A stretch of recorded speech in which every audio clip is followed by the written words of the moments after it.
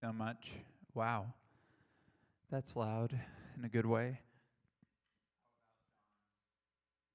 All right. Those are good. Even.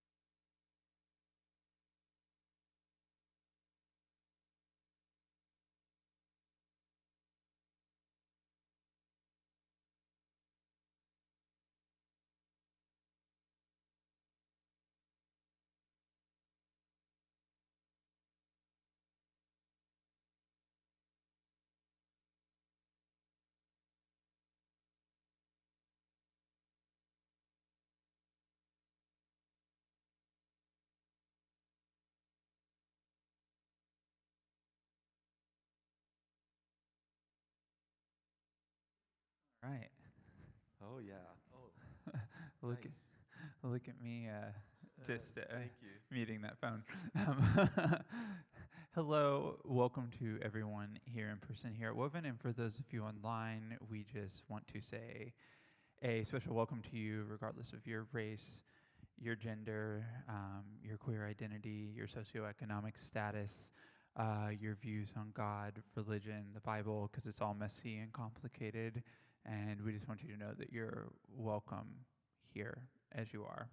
Maybe even braver to say that you belong here as you are, where you're at right now. That's what really matters. That's nicely said. Yeah. Also, just in way of announcements, Carly has some fun stuff in the back for people to sign for, I believe it's going to be your kitchen table, right? Yeah, it's going to be your kitchen table, and it's going to be there. She's housing 6 students, so that's amazing. That's a really incredible That is thing. amazing. She has a lot of registries and stuff for those of you who are online that if you would like to help them in that endeavor, we would love for you to check it out on Amazon and other places.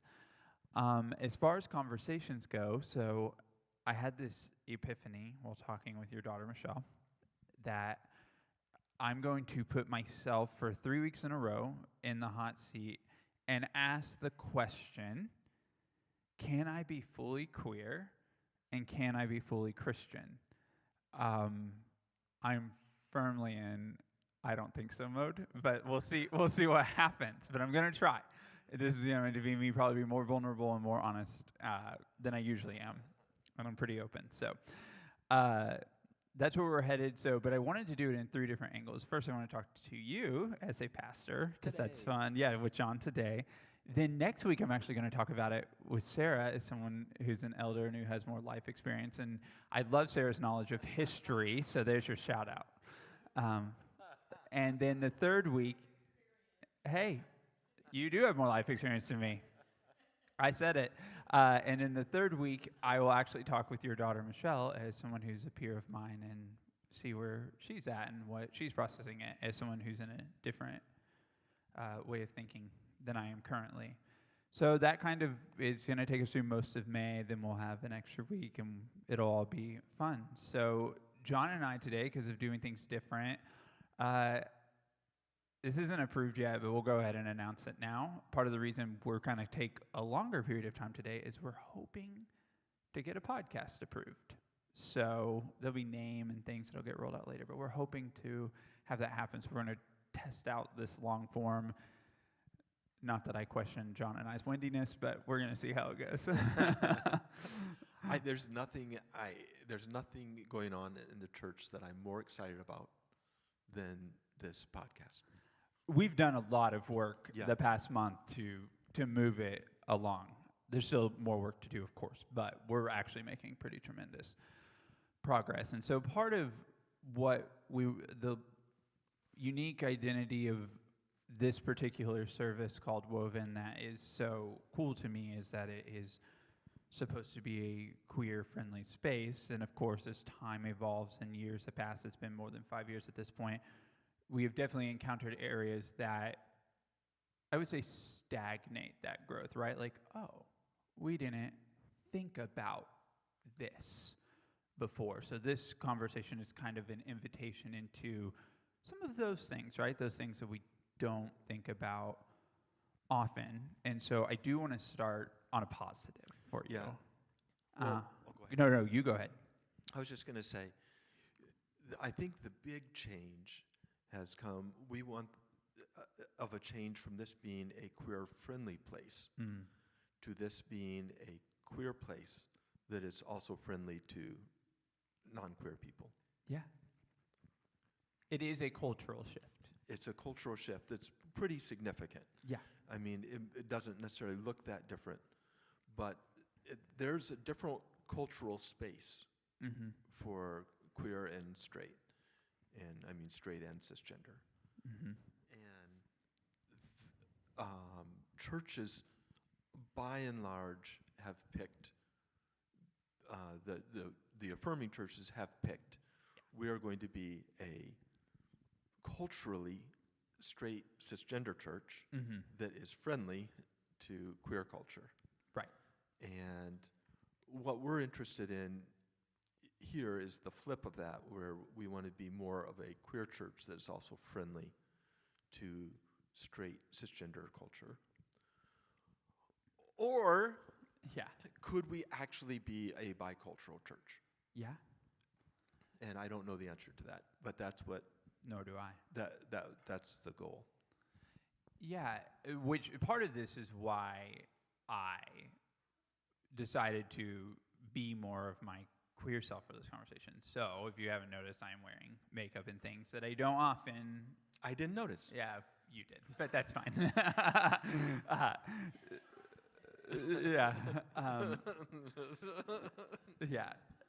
But I wanted to do that on purpose this particular week in this conversation because I mostly do this myself or when I'm with that group of people. And it's like, so what if I do something this way? This week, that, and I'm going to spend a lot of money, so I wanted to show that off too. So what would happen, though, if I came in more myself into a headspace than what I normally do, right? Because most of the time I come into the space and feel a lot of pressure on how I'm supposed to be and behave. And so that's going to be part of it. But let's start this actual conversation on more of a positive note. What do you think, and we'll make it more broad for churches, because there's a lot of progressive style churches that are coming up. What do you think is going really well in those communities? So I think that there are I don't know if there are a growing number, but there is a substantial number. Mm-hmm. So here in Lexington, we have basically 13 churches that are what we call affirming, and really are affirming. Yeah. But all of those are straight cisgender churches that are affirming of queer people. And I think that I know of at least two, they're not Christian, but they're spiritual places that actually feel as much queer as they do straight cisgender. Right. And here in Lexington. Yeah, you're thinking and of Ahava and Unitarian. Yep. The Ahava spiritual community that Rainbow heads, and Brian Chenoweth that's at the Unitarian Church. I think part of because they have queer pastors, Mm-hmm. that they are really genuinely those bicultural spaces. And I hope that we can be the third if we're not already. Wow. So I have a question within that I really like. Do you think that part of that is because they have a little bit more freedom in their choices of what that they can utilize as tools to help their people, where we're following a little bit stricter guidelines? Yeah, I feel like that one of the greatest, so this isn't positive, one of the greatest failings of the Christian church of the 20th century was the abdication of any say into queer life. And so That so resonates with me. yeah. So I was talking to a friend yesterday, a queer friend, and he's never, when he was going through his own gender identity crisis, he was at Asbury in those days. Oh boy. And I asked him, were there any adults in your life when you were going through deciding whether you were going to, who your true self was? Mm-hmm. Were you trans? Were you gay? Whatever, trying to figure out who he was. Mm-hmm. 0. No adults in his life. The church had completely abdicated the role of Sarah, of somebody that's been through life for decades, a few decades, 2 decades. 2 decades. 2 decades, that's it. Or maybe 2 decades more than the college student. And we've abdicated any voice into that life. All we've given is condemnation, Right. which gets us nowhere.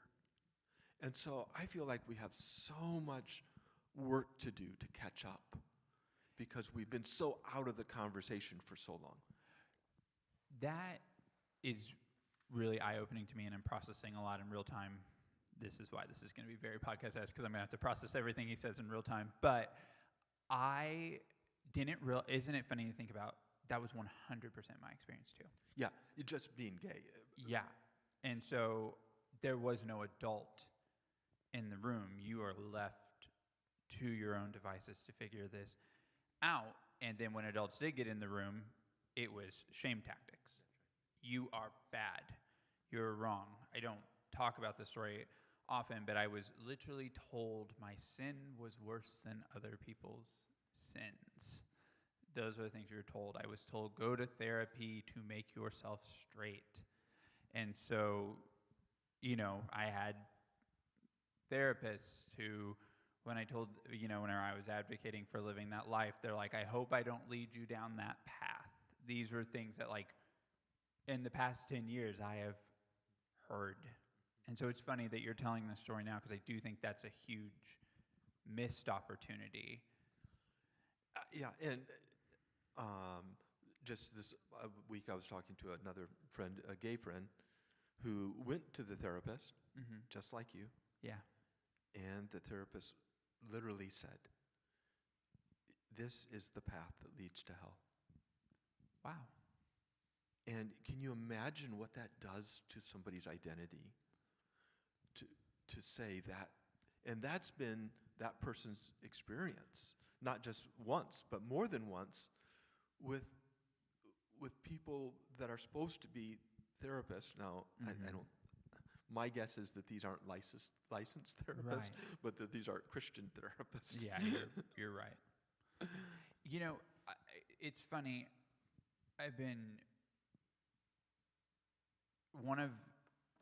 There's this beautiful story about this book that is coming out Tuesday, but my copy came yesterday, and it's this podcast I fell in love with called We Can Do Hard Things. And if you've ever listened to that, it's Glennon Doyle who figured out. Doyle. Yeah, she figured out she was queer much later in life than me. And one of the questions that she's always asking is, why am I like this? Like, why am I still like this? Like, why do I continue these cycles, these repeat cycles of all of these bad things? And that really resonated with me, because those were the very questions I was asking myself the entire time in coming to accepting myself was, why am I like this? Like, why do I feel this need to be perfect in this situation? And as I reflected upon it later in life, I went, well, no shit. You didn't want anyone to notice who you really were.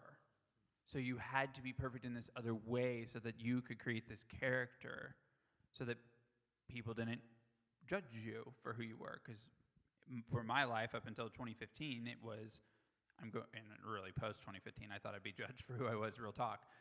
You know, one movement by the Supreme Court is a start, not a finish. And so, you know, marriage is a start. It's a beautiful start for the record, but it's not a finish. So we've kind of both gone through these trajectories at the same time, and, you know, you came up with this idea, the woven idea. What do you think, and then you kind of became pastor of something bigger in a community that sincerely has done a lot of hard things, in my opinion, and a lot of hard work to be in a pretty open space for people. What do you think has gone really well in these spaces? I do think that people can come and feel totally accepted. So at the 11 o'clock service, we don't have a name for it yet, but at the Beaumont 11 o'clock service, I think people can come and feel accepted as they are. I think that's something really right, you know, that we've done. but it's still in a culture Yep. that is largely traditional church. And so, the music that I preach most Sundays, that we have organ, Mm-hmm. you know, the format with the liturgy, all of those things aren't inherently straight or queer, Right. but they are inherently church. Right. And church has been so enculturated in straight Mm-hmm. that I think that it still isn't as accepting Right. as we want it to be. Not just as accepting, but as it still feels pretty straight cisgender culturally. Yeah, it does give a unique invitation, especially for people in arts type performance culture. It gives them an in to be able to exercise talent, right? So I want to give it its That's right. praise where it is, and this space is totally great at that, and I want to just be completely affirming of that particular piece. It is interesting though, like a lot of it is it's just very Bible only centric in a lot of ways. And as someone who I get the joy, and genuinely it's a privilege in the best sense of the word to get to talk in the 11 o'clock service 6 times a year. That's really awesome. But I do feel that pressure to conform to those standards. I normally bristle against them because I'm Logan, but I do feel the pressure, and I worry when I feel like I'm pushing it too far. And I think that's kind of the unique challenge is there's still that sense of in church spaces, and I don't think I'm unique in the queer community here, and that's why I wanted to differentiate between progressive and non-right. Like, I can't go in an evangelical church. That's off. You just can't go. Yeah, I just can't go. But I do think that still tragically that there is some pressure even in progressive church Yeah. spaces. And you had asked, and let me get there in just Yeah. a moment. You'd ask about the positive. One Yeah. positive thing that we're doing is like the music. Yeah. That That's because really we're good. so arts heavy Mm-hmm. at the 11 o'clock, that does feel really open Mm-hmm. and genuinely close enough to a queer space. Yeah. And I want to add too with the liturgy, I got to give I gave a suggestion one time because when I first started coming here, my only suggestion I ever gave was like, does all the liturgy have to always lean negative? Like, can we balance it, right? Like a confession, sure, we're confessing something. That makes sense, right? But can we balance it? Can we talk about God in a way that more fits the values of the space? And that was taken really well. Like people were Yeah. like, it was almost like they just had never thought about it.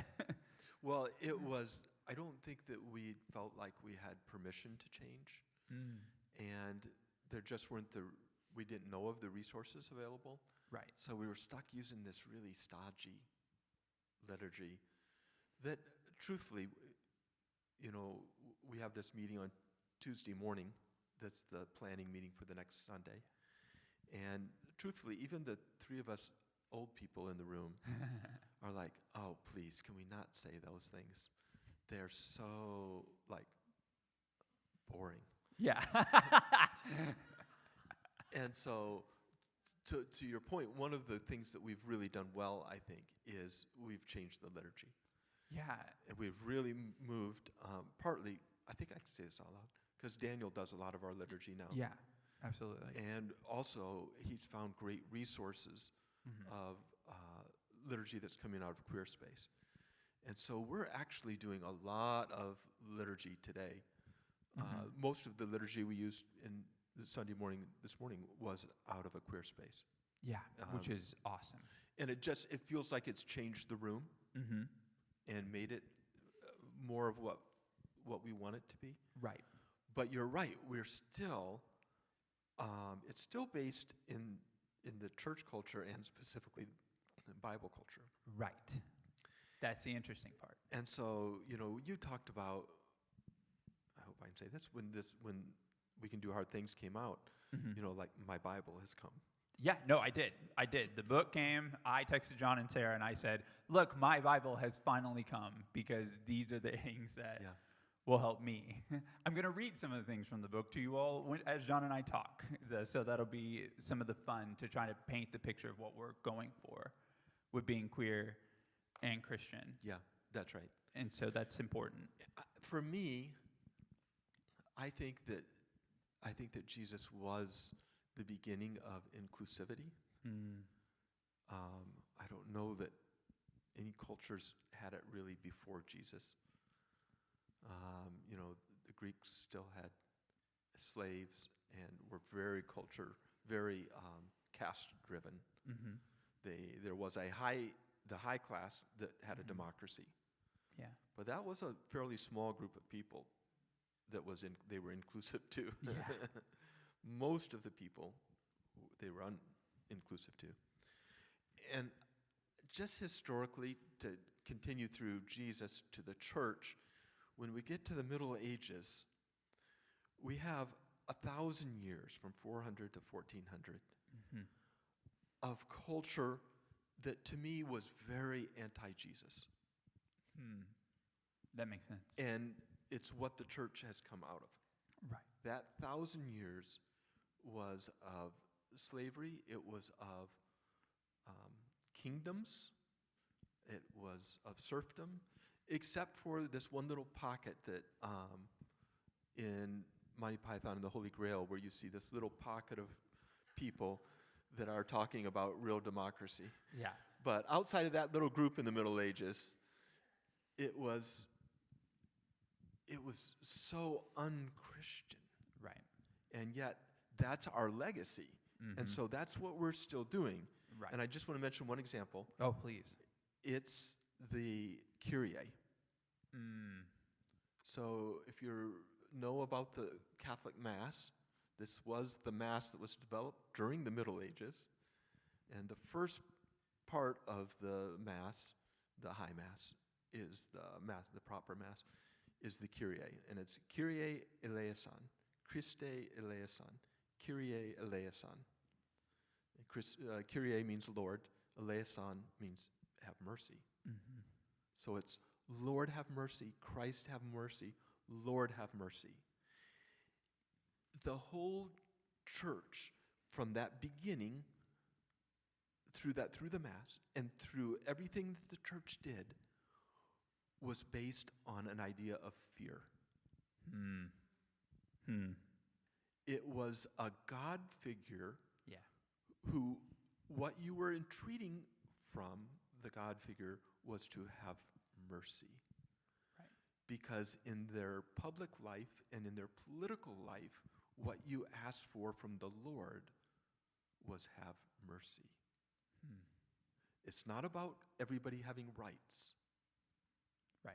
It's not anything of what we would say, certainly not men, women, certainly not queer, all being of equal value.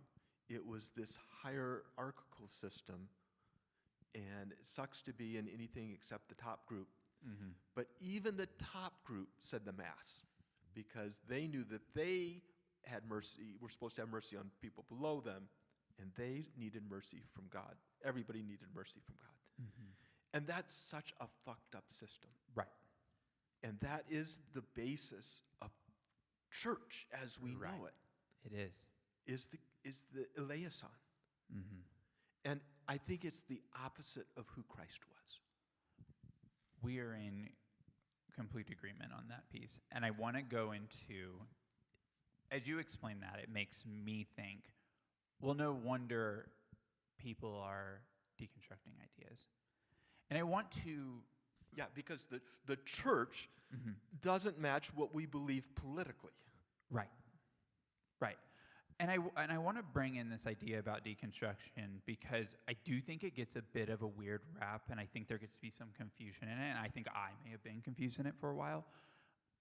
What I've learned about deconstruction is, and I've actually found this to be true for myself, it's not about abandoning faith altogether.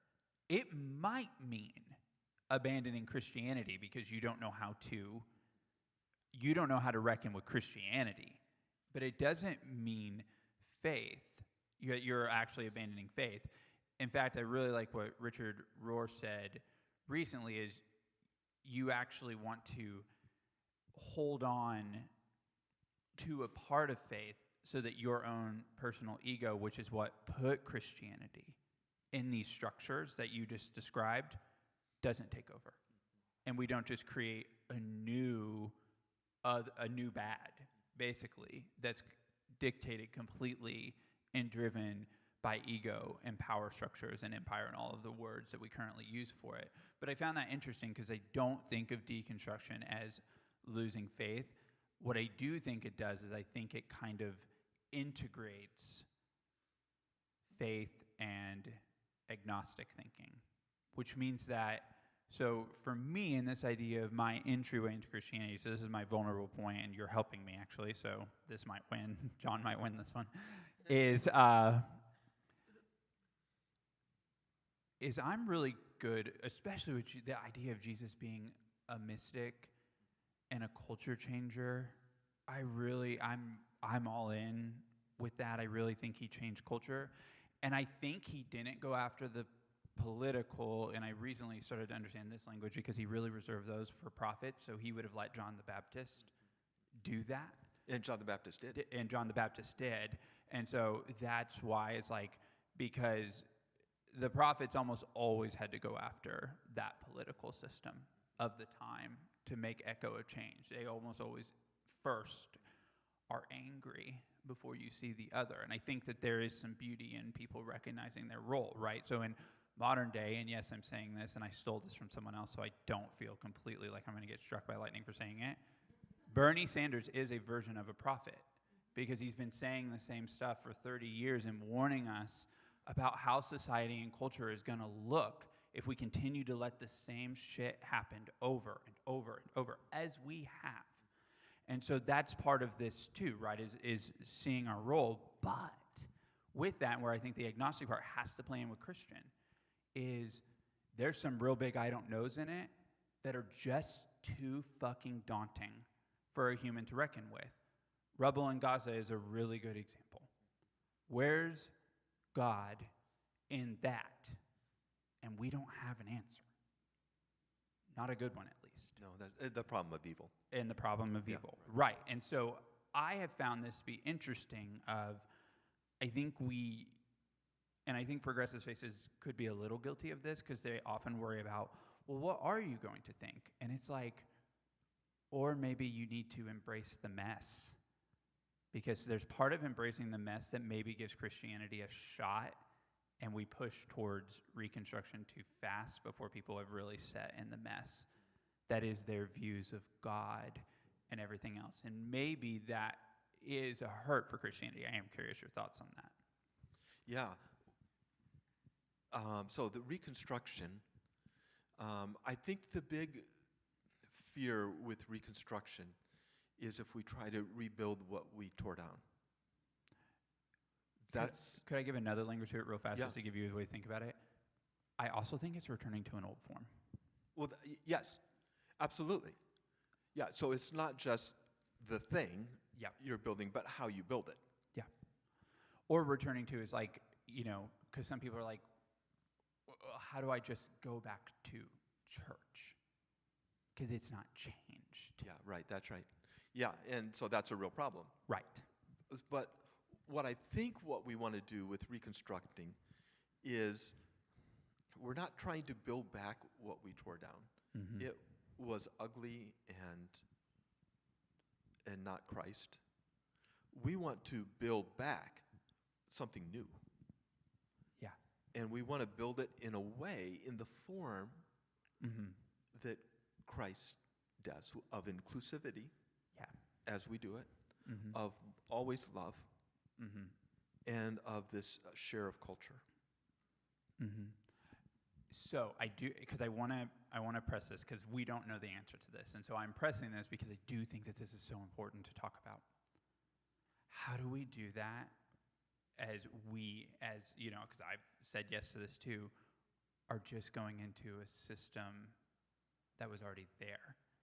And it's not, because it's not like it's a full, we did this thing, this new thing has happened, and we're in it, right? Like there was some, because of capitalism mostly, need to integrate into a system that already existed. So how does Reconstruction work in those dynamics where people are doing the very best they can? There's no, and nothing I'm asking is it about people, right? It's not. But we're still we're still doing some systematic things that are old. Yeah, see how this feels? I don't know, of course, Yeah. but see how this feels. The idea is that the Holy Spirit isn't bound to talk only to Christians. Right. And so through the 20th century, we had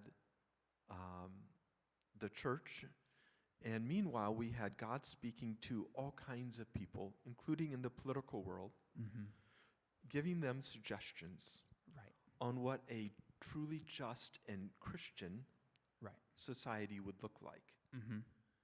And I feel like part of what we're doing in reconstructing Right. is trying to find the places where the Holy Spirit has spoken Mm-hmm. outside of the church Right. and saying we think that's the closest to what Jesus looks like. Mm-hmm. So for me, as a social democrat, I found, the social democrats did not come out of the church. No. It was a completely secular development. Yeah. Politically. There's a fair argument it came out of atheism. Yeah, That's right. In all fairness. Well, and so in secular, I mean, Yeah. atheism. Yeah. And so now, from my vantage point, I have to look around and say, I know what I was crap, which was in a pure sort of capitalistic idea. That was the Christian way, and so that's what I thought must be my way, the tribe speak. And when I left that, and I'm in reconstructing, I'm looking around which of these systems that the Holy Spirit has already made totally apart from the church. Right. And by the Holy Spirit, I just mean truth. Right. Oh, I absolutely. mean what love looks like. Yeah. And I find this system, political system, devoid of Christian, Yeah. that really, to me, matches what Christian looks like. Mm-hmm. And so I say, part of my reconstructing Yeah. is going to be to adopt this political system for myself that isn't perfect, Right. that isn't the true way of Christ, but that's closer than anything else I've found. Mm-hmm. Mm-hmm. And so I'm going to become a part of that.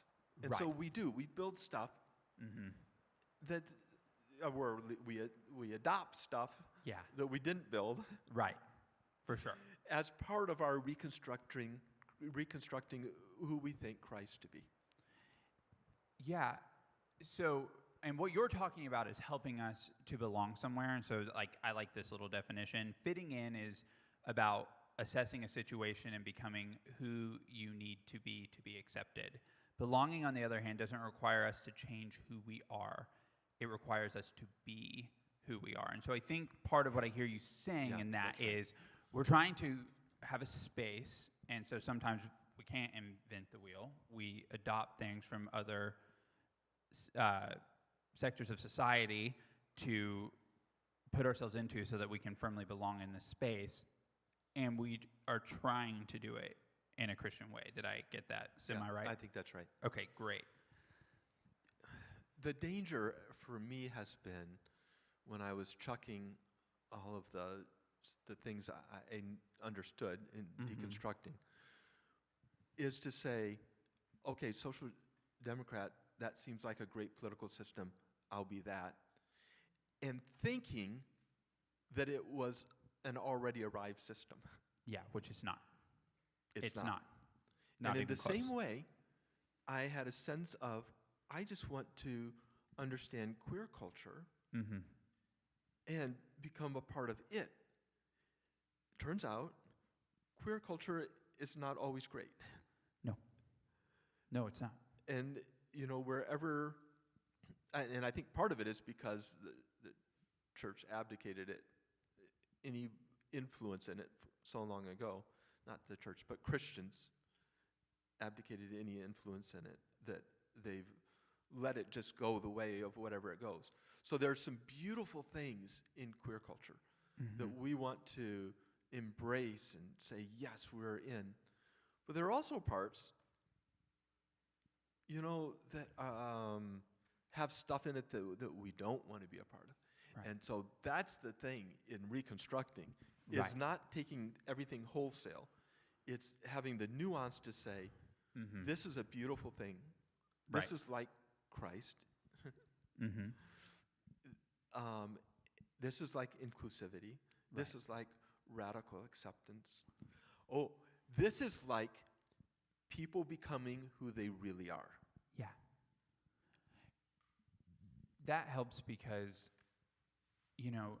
I think about the tragedy that was my childhood because I never lived as I was. I had pictures or moments, mostly met with some pretty brutal bullying and some really harsh phrases of what it meant to be myself in a space. One of my favorite things about what you've talked about since you started doing this process is like not operating out of the arrogance of arriving, because this is a Lord of the Rings quote, but I think it's another picture of it, is not all those who wander are lost. Is sometimes you belong everywhere, and sometimes the journey is the point, not the destination. Yeah, absolutely. And I think that's the real gift and invitation. And tragically, people like me were not invited on a journey. We were invited to conform to a system. And that's what has happened. And so I would say this, the idea of reconstructing into anything is a harder concept for me, although one I can agree with mentally. But when it comes to emotionally, I am like, but when does it start excluding again? Yeah, right. That's the default setting in a space of that. So it's interesting, but I've found a lot of peace in uncertainty.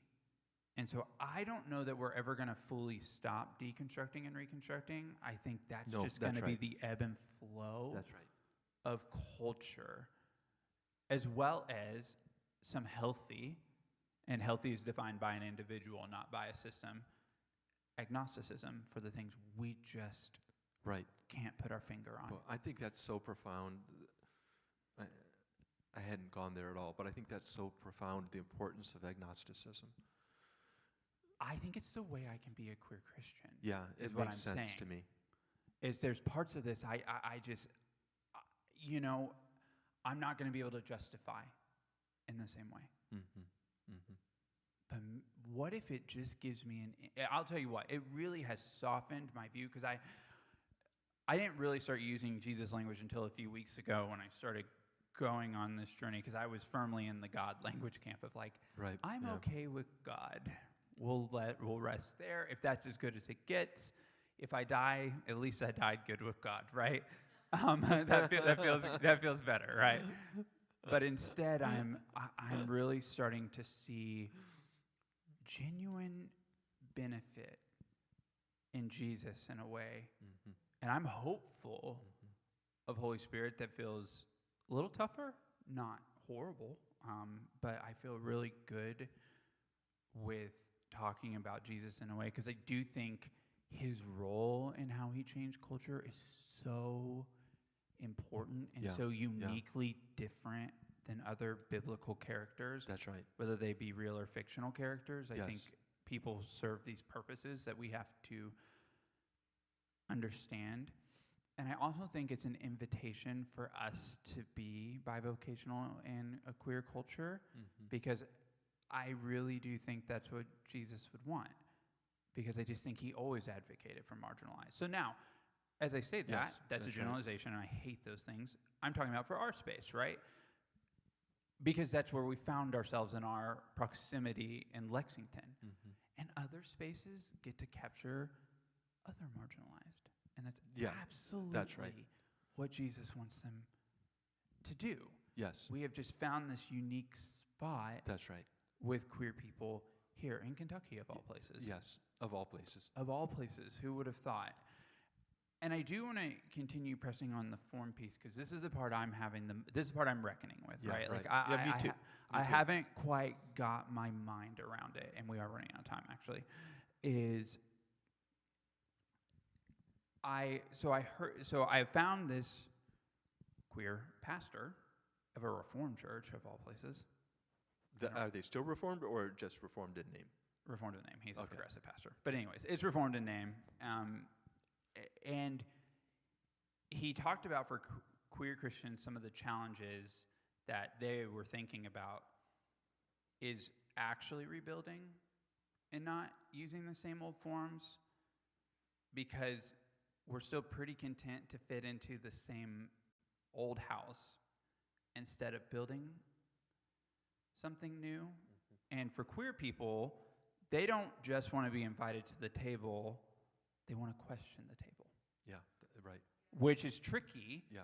for our non-missional mission statement, which is why I wanted to make sure I talked to you about this. Yeah, because that's good. I love that so much, for the record. I love the non-missional so mission statement. But Just this so you is know what another it level. is, believing that all people are beloved, affirmed, and woven together at the table with Christ.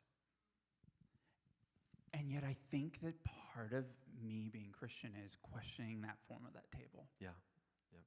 And I think that I am curious, right, because I'm not in the process of, I'm in a place right now mentally, and I'm separating this from what I think actually needs to happen here, where I kind of want all of these bad systems blown up really badly.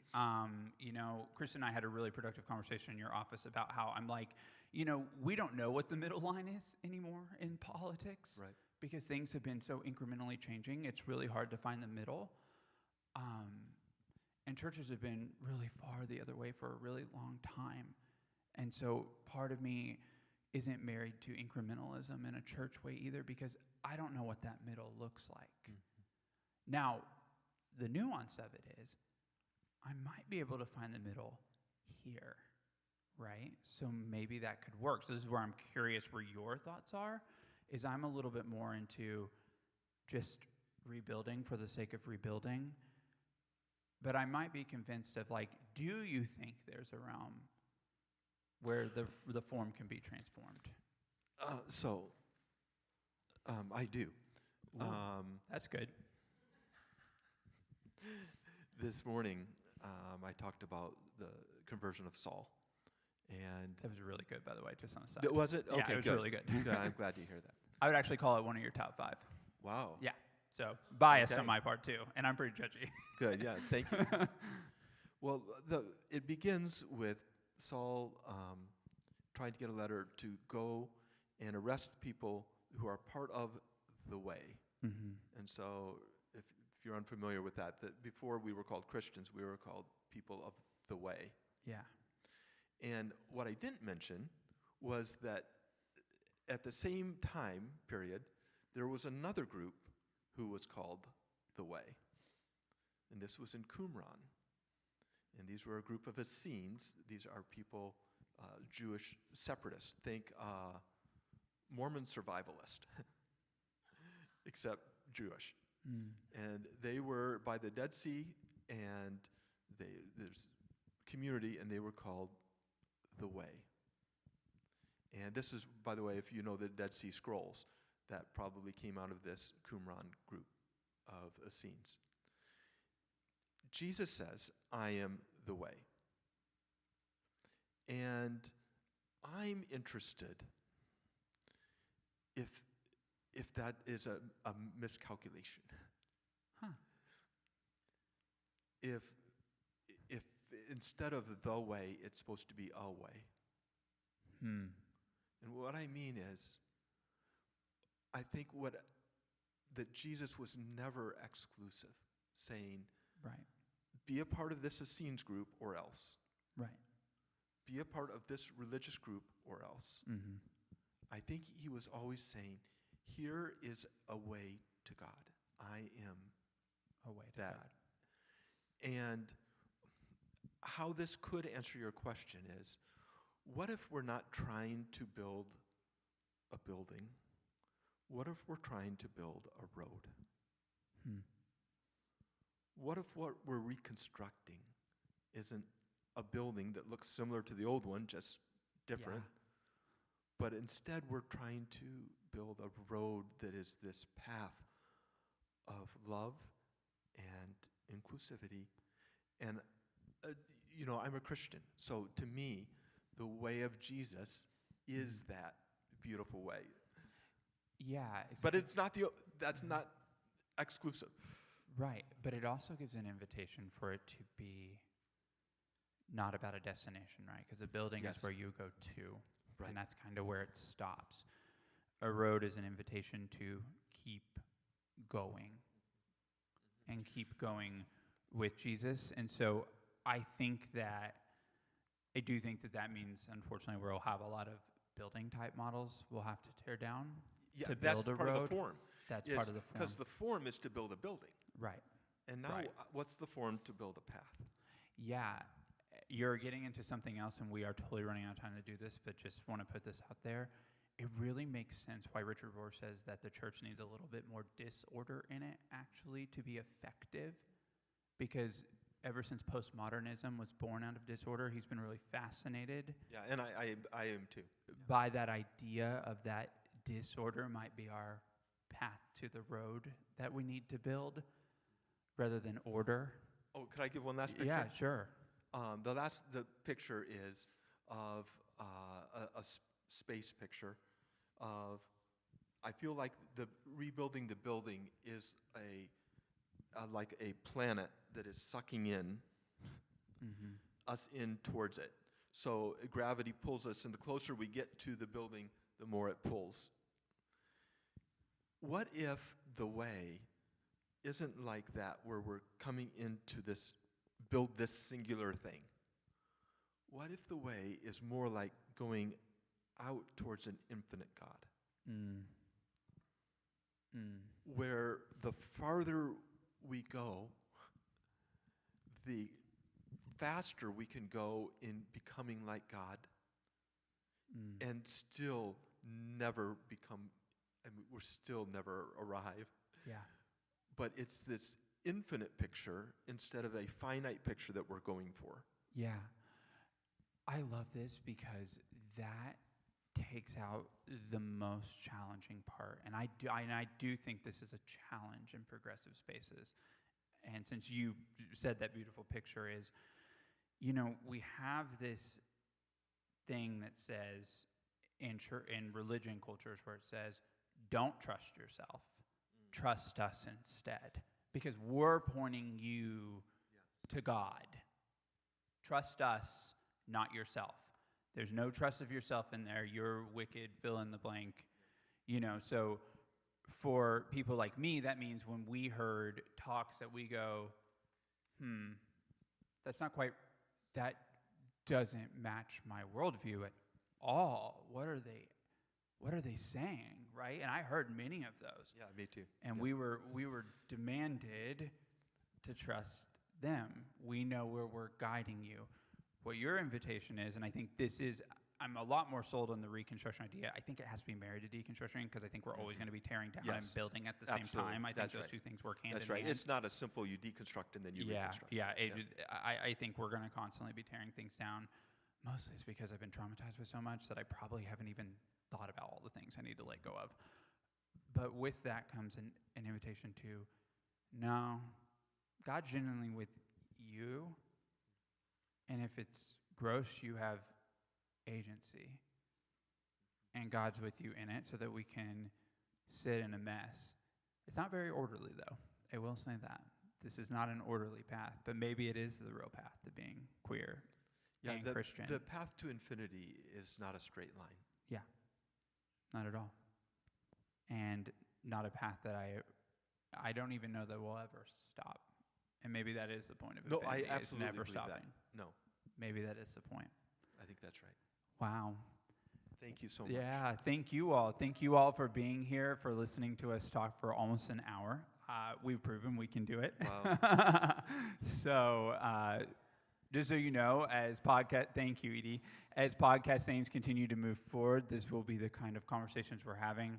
we're really interested in this idea of the queer and Christian, or queer and spiritual, depending on where people are at, right? We want to hear from all ways to figure out a way to move forward. So thank you all so much for being here. Blessings to you all, and we'll see you next week.